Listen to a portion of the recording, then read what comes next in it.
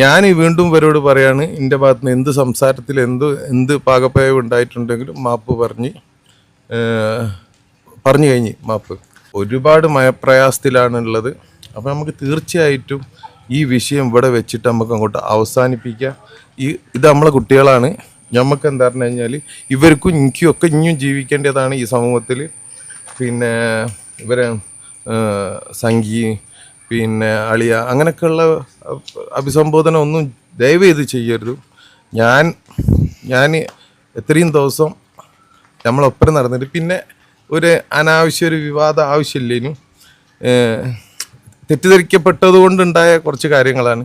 മുതലെടുപ്പ് നടന്നിട്ടുണ്ടാവും. തീർച്ചയായിട്ടും ഒക്കെ നമ്മൾ വിട്ട് ഇതിപ്പോൾ ഒരു ഫാമിലിയാണ്. ഒരിക്കലും ഇനി ഇവിടുന്ന് സ്റ്റോപ്പ് ചെയ്യുക. അത് എനിക്ക് പറയാനുള്ളൂ. അതായത് നമ്മൾക്ക് ആ ഒരു ടൈമിലുണ്ടായ ബുദ്ധിമുട്ടുകൾ നമ്മൾ എത്ര പറഞ്ഞിട്ട് എത്തിപ്പെട്ടിട്ടില്ലായിരുന്നു സന്ദർഭത്തിൽ.